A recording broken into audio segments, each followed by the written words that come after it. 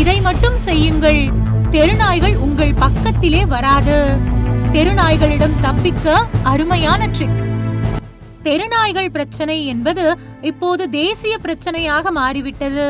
நாய்க்கடியால் பாதிக்கப்படும் மக்களின் எண்ணிக்கை நாளுக்கு நாள் அதிகரித்து வரும் நிலையில் இந்த பிரச்சனைக்கு தீர்வு காண வேண்டும் என்று சுப்ரீம் கோர்ட் உத்தரவு போடும் அளவிற்கு நிலைமை சீரியஸாக போய்விட்டது.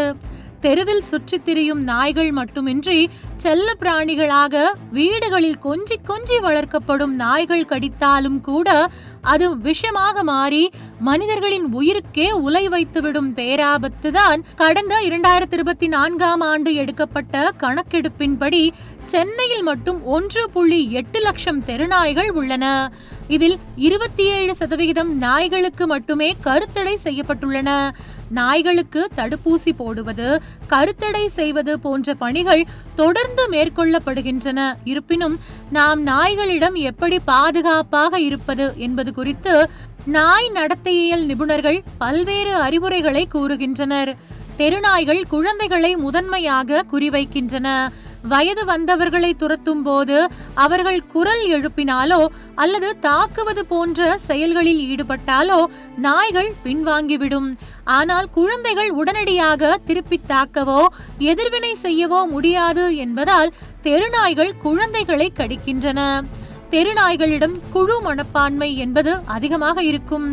உலவும் போதும் உணவு தேடும் போதும் அதை ஒன்றாகவே மேற்கொள்கின்றன. தெருநாய்கள் குழுவாக இருக்கும் போது ஆபத்துகள் அதிகம். நாய்க்கடியில் இருந்து தப்பிக்க வழிமுறைகள் உள்ளன. 2-வீலரில் செல்லும் போது நாய்கள் துரத்தினால் சற்று வேகமாக செல்ல வேண்டும். நடந்து செல்லும் போது கைவசம் குச்சி அல்லது வேறு பொருட்களை வைத்துக் கொள்ள வேண்டும். பெரும்பாலான நாய்கள் தாக்காது, அவை அச்சத்தை ஏற்படுத்தும். ஒருவர் சத்தம் எழுப்பினாலோ அல்லது ஏதாவது பொருளை காண்பித்து பயம் காட்டினாலோ நாய்கள் பின்வாங்கிவிடும் என்று நாய் நடத்தையியல் நிபுணர்கள் கூறுகின்றனர். நாய் துரத்தும் போது ஓடினால் அதை அச்சுறுத்துவதாக நினைத்து தொடர்ந்து கடிக்க துரத்தும். ஒரே இடத்தில் அசையாமல் நின்றால் அது குழம்பி போகும். ஆனால் கவனம் சிதறி துரத்துவதை நிறுத்த வாய்ப்புள்ளது. ஆனால் நாய்களின் கண்களை நேராக பார்ப்பதை தவிர்க்க வேண்டும். அப்படி பார்த்தால் அது தாக்குதலுக்கு தயாராவதாக நினைக்கும்.